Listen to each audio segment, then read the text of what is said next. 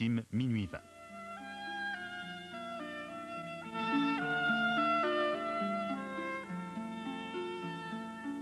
Le père Henri est dominicain. Né en 1911, il vit maintenant fort pauvrement à Paris, après avoir été prieur au Maroc et en France, professeur à l'Institut catholique de Paris et prédicateur réputé à travers le monde. Le père Henri a fondé une importante revue, Paroles et Mission, et publié plusieurs ouvrages, dont le dernier, Vivre et combattre la pauvreté, est paru en 1986. Le père Marcel Henri est interviewé à Paris par Marcel Brisebois. Père Henri, vous venez tout juste de publier un ouvrage intitulé « Vivre et combattre la pauvreté ».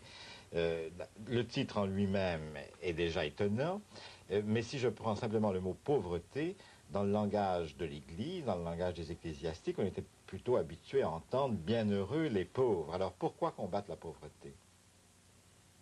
L'Église a toujours aussi combattu la pauvreté.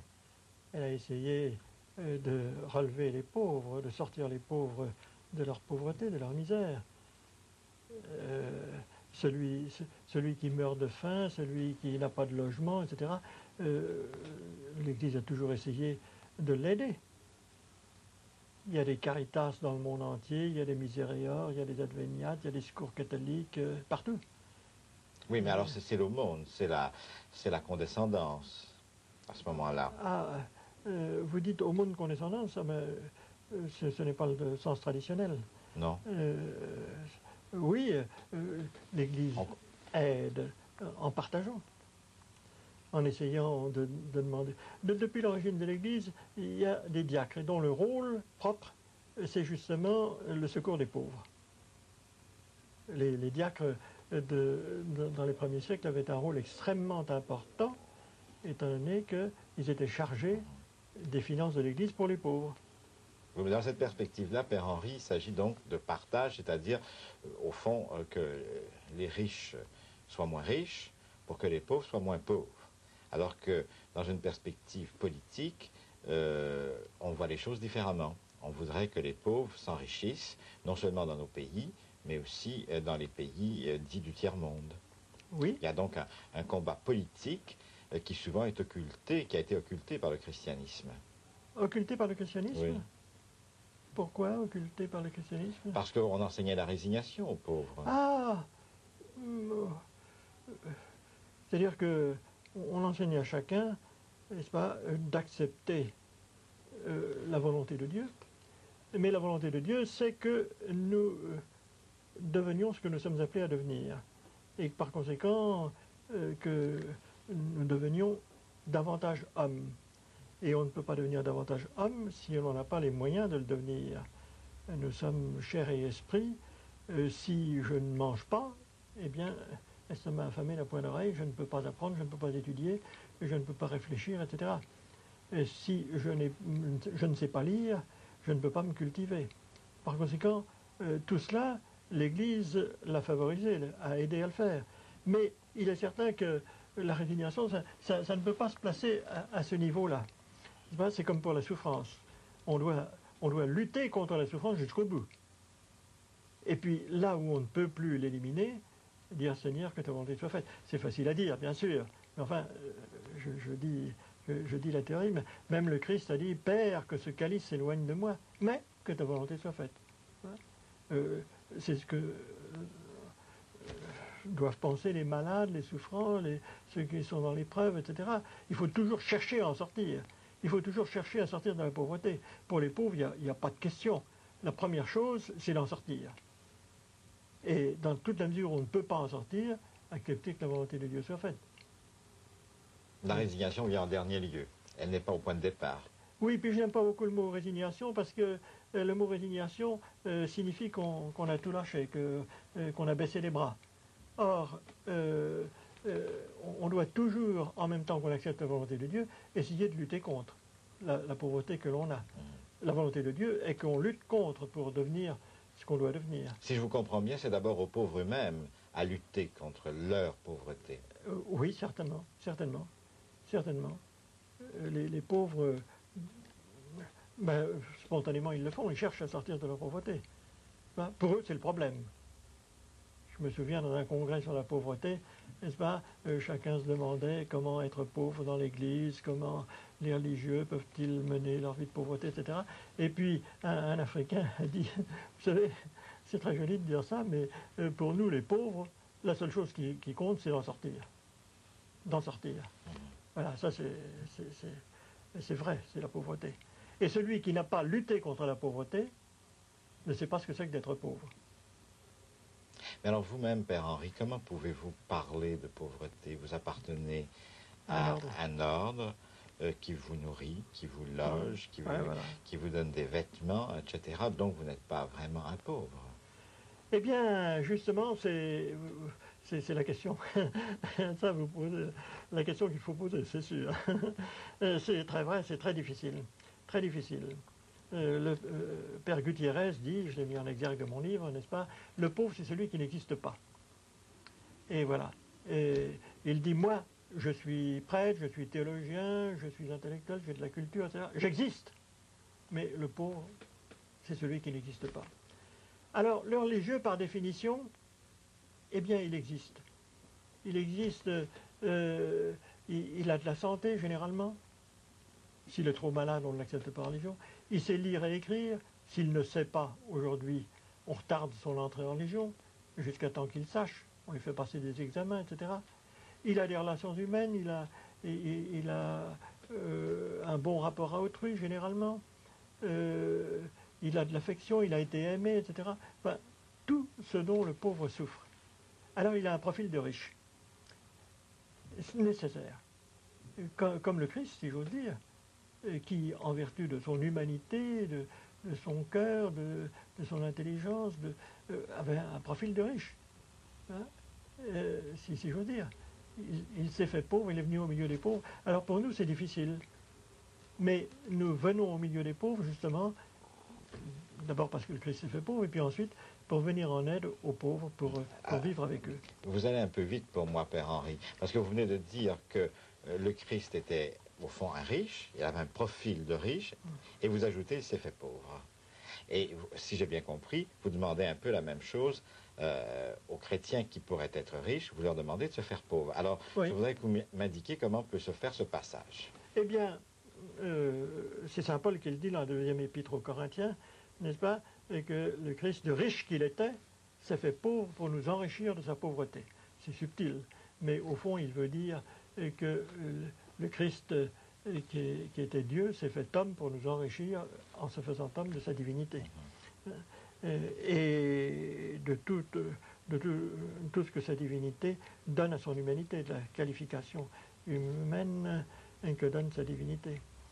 Alors, pour nous, en imitant le Christ, nous pouvons devenir pauvres, d'abord, si je puis dire, en nous contentant du nécessaire, sans ajouter ce qui est superflu, et d'y être très attentif.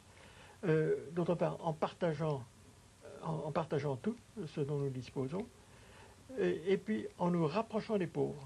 C'est toujours un mauvais signe pour une communauté religieuse lorsque elle n'a de relation qu'avec les riches. Et c'est un bon signe lorsqu'elle a des relations parmi tous les pauvres. Généralement, c'est ce qui se passe aussi.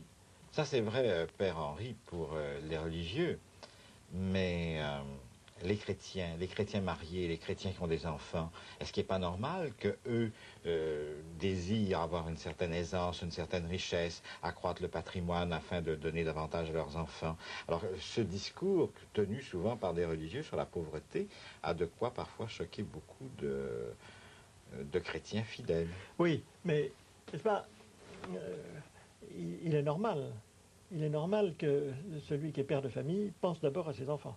Charité bien ordonnée commence par soi-même. Ce serait un désordre s'il commençait par penser aux petits Chinois qu'il ne voit pas, qu'il ne connaît pas, qui sont loin et qui n'ont peut-être pas les besoins qu'ils croient qu'ils ont, au lieu de penser d'abord à ses enfants.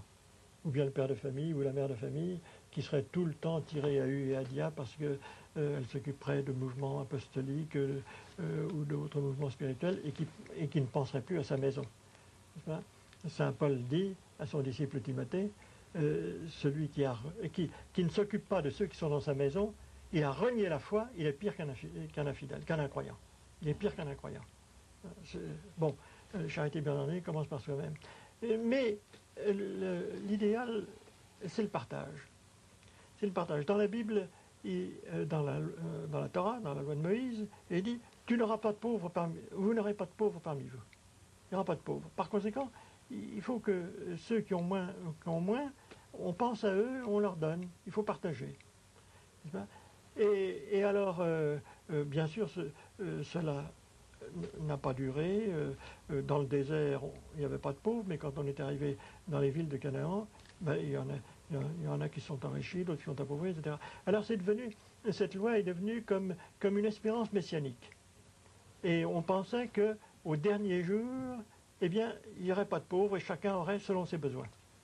Mais Père Henri, est-ce qu'il n'est pas normal, quand même, je reviens un peu sur ma question, est-ce qu'il n'est pas normal pour une femme, un homme, de vouloir s'enrichir, de vouloir devenir plus riche, d'accroître son bien, par son travail, par son... Sinon, bah alors on devient des gens finalement parfois sans initiative, sans dynamisme, sans audace, n'est-ce pas? On est satisfait, content, parce qu'on a fait juste ce qu'il fallait. Ah non, il ne s'agit pas de ça, mais il s'agit de savoir la richesse pourquoi. La richesse pourquoi? Et si c'est pour le service de l'humanité, si c'est pour moi tout seul, couper des autres, pour augmenter mon pouvoir, ma puissance, mon autorité, etc., c'est pas très chrétien. Mais si c'est pour que tout ce qui m'environne, tout ce qui est lié à moi, tout ce qui est en relation à moi, etc., s'enrichisse, c'est très bien. C'est très bien. Le médecin sans frontières qui est riche, qui va au milieu des pauvres et qui partage tout avec eux et qui fait qu'il y a une montée générale du village où il se trouve avec lui, ça c'est très bien. Et il est heureux parce que d'autres avec lui, parce qu'au moins il a fait servir son argent. C'est le but. C'est le but. Le partage. Voilà, le but c'est le partage pour l'enrichissement collectif, l'enrichissement global de l'humanité. Et l'enrichissement... Pas simplement en termes d'avoir, mais en termes d'être. En termes d'être, voilà. L'enrichissement intellectuel, spirituel, culturel, etc., etc. Que nous partageons tout. C'est pas normal que certains aient tout pendant que d'autres n'ont rien. Qu'il y ait des îles d'opulence au milieu d'océans de misère. Et c'est pas normal, si je vous comprends bien, qu'on s'en remette pour cela uniquement à l'État, qu'on dise c'est l'affaire de l'État, voilà. Et alors dormons bien tranquille quand on a payé ses impôts. Voilà. C'est pas normal à deux points de vue. D'abord parce que le citoyen doit surveiller tout le temps ce que fait l'État et corriger sa politique ou son économie, n'est-ce pas? Et puis d'autre part parce que en dehors de ce que peut voir l'État, c'est pas à l'État à tout faire. Nous ne sommes pas des assistés pour tout, mais c'est à chacun à regarder à gauche et à droite. Et ils n'usent pas légitimement et honnêtement de tout ce qu'ils possèdent, même légalement, même bon, etc. S'ils ne jettent pas un coup d'œil à gauche et à droite pour voir ceux qui en auraient un urgent besoin. En temps de guerre, par exemple, si quelqu'un a plein de réserves dans ses caves et que tout le monde autour de lui crève de faim, n'a plus rien, ne peut plus rien se procurer, eh bien, il pêche. Et c'est ce qu'on dit à l'envi tous les pères de l'Église, les saints Léon, les saints Basile, etc. N'est-ce pas? Les chaussures dont tu ne te sers pas dans ton placard, tu les voles. Elles appartiennent à celui qui n'en a pas. Les évêques canadiens ont eu une bonne formule, je crois que c'est en 1945, excellente formule. Les terres sans hommes appartiennent aux hommes sans terre. Voilà. C'est un symbole de la vue chrétienne des choses. Oui. Dieu a remis le monde et les biens du monde et les biens de la terre à tous les hommes, et les biens de la terre appartiennent d'abord à tous les hommes, et secondement à ceux qui ont un droit de propriété sur leurs biens. Donc si je vous comprends bien, le discours que vous voulez tenir sur la pauvreté n'a pas pour but de magnifier la pauvreté, il a pour but au contraire, n'est-ce pas, d'instaurer un certain dynamisme à l'égard des biens de la terre pour que ceux-ci s'accroissent mais soient mieux partagés. Est-ce que c'est bien ça? Voilà, voilà. Le but, ce n'est pas de supprimer la pauvreté, c'est le partage et que tous les humains deviennent plus humains. N'est-ce pas? Il y a une injustice et une anomalie et une perte prodigieuse, un gâchis prodigieux de laisser d'immenses parties de l'humanité en jachère, non cultivées. De gens qui ne savent pas lire, pas écrire, qui qui ne peuvent pas aller dans les musées parce que les musées n'existent pas chez eux, qui ne peuvent pas avoir de radio, de télévision, de livres, etc., etc. Mais nous n'imaginons pas ce que nous perdons. N'est-ce pas, les artistes en puissance potentielle qui seraient là-dedans, si j'ose dire, cette humanité en jachère, et qui ne sont pas cultivés, qui ne le deviendront jamais. Les ingénieurs qui ne le deviendront jamais. Les écrivains, etc., les techniciens, etc., qui ne le deviendront jamais. L'humanité perd un potentiel fantastique, fantastique en laissant ces parties d'humanité en jachère à côté d'elle. Alors c'est ça le but, c'est que tous, ce capital d'humanité qu'il y a sur Terre soit exploité au maximum. Donc non seulement diminution de la pauvreté dans nos sociétés occidentales, mais diminution aussi de la pauvreté, combat contre la pauvreté à travers le monde. Combat contre la pauvreté à travers le monde, voilà. Et il reste pas moins qu'actuellement le système économique est tel, dit-on, que les nations riches ne cessent de s'enrichir et que les nations pauvres ne cessent de s'appauvrir. Voilà. Alors qu'est-ce qu'on peut faire dans une situation pareille, surtout que les chrétiens ont souvent l'impression d'être totalement impuissants? Ah ben ça c'est vrai, c'est le drame. C'est inévitable que l'échelle des richesses et des pauvretés se distende de plus en plus. C'est inévitable. C'est comme l'échelle de la vie. Ça commence par une petite bactérie dans l'océan il y a quelques milliards d'années. Et puis ça produit des vers, puis les poissons, les protozoaires, enfin tout jusqu'à l'homme. Et quand on est arrivé à l'homme, on a franchi des millions et peut-être des milliards de degrés. Eh bien, pour l'humanité, lorsqu'elle a commencé, c'est la même chose. Lorsqu'elle a commencé, il n'y avait pas de pauvreté, puisque tout le monde était égal. Si démuni qu'on soit, il n'y avait pas de pauvreté. Au Mato Grosso, dans certaines tribus, comme les Cribris, où le père Caron a été missionnaire, n'est-ce pas, eh bien, on peut dire qu'il n'y a pas de pauvreté, puisque, bon, tout le monde vit à peu près nu, il n'y a pas de culture encore, etc., tout le monde vit égal. Mais à partir du moment où on commence, n'est-ce pas, où on a inventé l'écriture, où il y a des écoles, où il y a des conforts, etc. Les uns apprennent et les autres n'apprennent pas, les autres réussissent à leurs examens, d'autres ne réussissent pas, les uns acquièrent plus tard une voiture, les autres n'en ont pas, etc. Enfin, plus le progrès augmente, plus la possibilité de s'enrichir augmente, plus la distance croît entre les derniers degrés des humains, les Indiens et Mato Grosso, et puis les Américains, par exemple. Est-ce que vous me dites que l'inégalité entre les hommes est inévitable? Ah oui, absolument. Absolument inévitable. Mais est-ce qu'il n'y a pas un combat, justement, par ailleurs, à mener pour l'égalité? Eh bien voilà. Alors, comment maintenir ces deux choses-là, si elles doivent être maintenues? Voilà. Le drame, c'est que certains s'enrichissent et grimpent, en ne regardant plus en arrière et en laissant tomber ceux qui ne grimpent pas avec eux, les derniers de l'échelle. On les laisse. On les laisse pourrir dans leur misère, leur pauvreté, dans les bidonvilles, dans les choses du Brésil, les favelles, etc. etc. Et alors là, ça produit une tension telle qu'un jour ou l'autre, ça éclate. Il y a la révolte des pauvres, et ça, toute l'histoire est là pour le dire. La révolte des pauvres, et ça fait des drames. Et certains dans nos sociétés occidentales ont érigé ce combat en principe politique. Ce combat, cette révolution, cette lutte armée a été érigée en système politique par certains d'entre nous. Oui. Je pense au marxisme, par exemple. exemple. Oui, c'est ça, oui. Cette lutte des classes, oui. Oui. Ah oui, c'est pas la théorie de l'Église, oui. Eh bien, justement, l'idéal chrétien, ça ne peut pas être l'égalité. Entre personnes, elle n'existe pas. Nous sommes tous différents, et Dieu nous a fait tous différents. Bon. L'idéal, c'est la fraternité. Et par conséquent, ne jamais grimper sur l'échelle de la richesse sans tourner les yeux vers les derniers et toujours revenir au dernier des derniers. Et c'est difficile, et c'est la tentation des chrétiens toujours, n'est-ce pas, au long des siècles, on a créé des écoles pour les pauvres. Et puis, au bout de quelque temps... C'était devenu des écoles pour les riches. C'était des écoles pour les riches. On est coupé des pauvres. Et ainsi de suite, les missions, c'est la même chose, etc. C'est facile. La JOC, c'est la même chose, au départ pour les ouvriers, et puis 10 ans après, 20 ans après... Une certaine élite. On se réunit entre groupes, puis on s'aperçoit qu'il n'y a pas d'ouvriers parmi eux.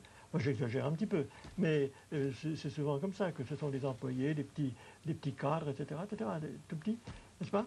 Alors, il faut tout le temps revenir à la souche, aux pauvres, aux plus pauvres. Faire le choix de la pauvreté, finalement. Et s'enfoncer dans la pauvreté. Il faut qu'il y en ait qui le fassent. Mhm. Et il faut que tous regardent continuellement vers les pauvres pour dire où en sont-ils? Est-ce que je peux les aider? Comment pouvons-nous les aider? Alors, il y en a qui les aideront au maximum en venant au milieu d'eux, en allant avec eux. Et je pense qu'il y a tout de même beaucoup de religieux qui font ça aujourd'hui, religieux de religieuses, enfin, qui vont chez les pygmées, ou bien comme les petits frères du père de Foucault, qui vont s'installer au milieu des pauvres. Ça, comme Mère Teresa, comme Sœur Emmanuel, comme etc. Sœur Emmanuel, etc. Oui. Les plus pauvres, voilà, les slogans actuels. Et ça, c'est absolument nécessaire. Et c'est chrétien, et c'est le témoignage que l'Église a donné aujourd'hui. Et il n'y en a pas d'autres qui le font. Ce n'est pas les bouddhistes, ce n'est pas les hindouistes, ce n'est pas les musulmans. Il n'y en a pas d'autres qui le font. Regardons le monde. Il n'y en a pas d'autres qui le font. On le fait peu. On le fait peu. Il y a des chrétiens qui donnent le témoignage contraire, c'est sûr, mais il y a des chrétiens qui donnent ce témoignage-là. Et on ne le voit pas ailleurs. Il y a une parole évangélique qui est très troublante. C'est ce bonheur dans lequel les pauvres sont supposés être. Est-ce que vous êtes un homme heureux d'être pauvre, en autant que vous l'êtes? Oui, ben hélas, je trouve que je ne suis pas très pauvre. Mais enfin, étant donné ce que sont les pauvres, etc. Oui, je crois que il y a un bonheur. La richesse insultante occulte un certain bonheur. Il y a un bonheur très pur chez le pauvre, qu'on rencontre chez le pauvre, et qui est extraordinaire. Un bonheur dans sa naïveté. Je pense à ce que raconte le père Aroupé, l'ancien supérieur général des Jésuites, quand il était au Brésil. Il a été faire une grande conférence dans une favelle. Et il y a un pauvre qui, après la conférence, lui a dit « Ah, mon père, comme vous avez bien parlé, je voudrais bien vous remercier, vous montrer quelque chose. » Alors le père le suit et il va dans sa cahute toute cahotante, boiteuse, etc., faite de planches, des ouvertures, etc. Il le fait pénétrer.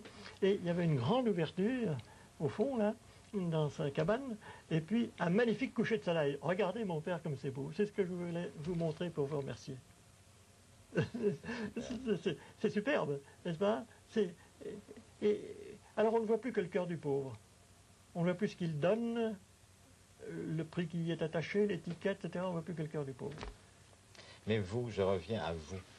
Vous avez 70 ans, une vie de religieux, etc. Quelle est votre joie à vous? À ma joie? Oui. Ah, ben, c'est d'être avec Dieu, de parler à Dieu, de laisser le Christ parler en moi, à Dieu, au Père. Ah oui, et puis de le découvrir et de le chercher dans les autres, ce qu'ils peuvent m'apprendre du Christ et de Dieu. C'est votre richesse. Oui, je crois que c'est ma richesse. Qu'est-ce que ça exigeait de pauvreté pour vous? Ce que ça exige de pauvreté? Oui, ben, ça exigerait peut-être que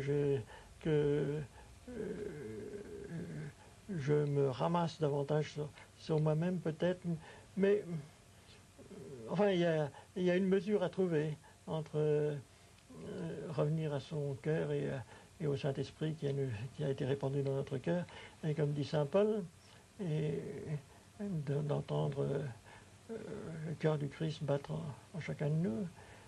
Et puis le contact avec les autres, parce que le Christ, on le trouve aussi chaque fois qu'on voit un pauvre, chaque fois qu'on voit un homme, mais enfin, particulièrement dans le pauvre, et particulièrement en chaque homme dans ce qu'il a de pauvre en lui. Aller vers le pauvre, et dans ce pauvre-là, anonyme, trouver la figure du Christ. Oui, oui, mais on ne le trouve pas dans n'importe quel pauvre, si j'ose dire, parce qu'il faut un certain temps, il faut le connaître. Le pauvre que je rencontre dans le métro, à qui je donne une pièce ou n'importe quoi, c'est pas une véritable aumône, quoi. Il faut pouvoir parler.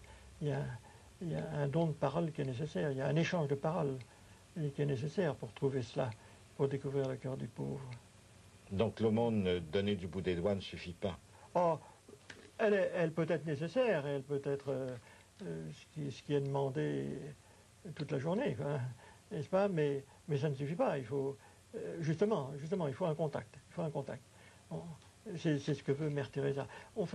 on fait pas la charité ni par chèque interposé, ni anonymement au pauvre qu'on rencontre, puis hop, on passe. On passe. C'est ce que me disait Mère Teresa un jour, j'étais à Caligat dans son mouroir, et elle était penchée sur un pauvre mourant qui allait mourir d'ailleurs, et elle le caressait comme si elle pouvait lui rendre la vie à force de tendresse.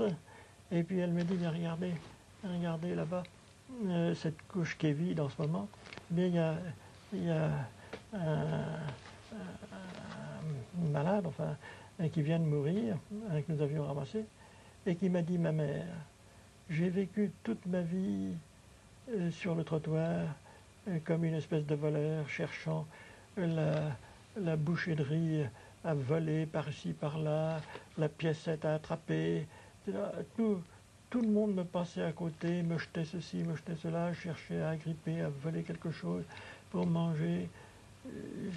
La société m'était ennemie et je n'avais que de l'adversité pour eux. Et puis, vous êtes venu, vous m'avez ramassé, et vous m'avez aimé, vous m'avez aidé, vous êtes resté près de moi. Et grâce à vous, je meurs comme un ange. C'est ce qu'elle m'a dit. Grâce à vous, je meurs comme un ange. Alors, elle me disait ça parce que elle m'avait dit, n'est-ce pas, je ne les distingue pas, que ce soit des chrétiens, des sikhs, des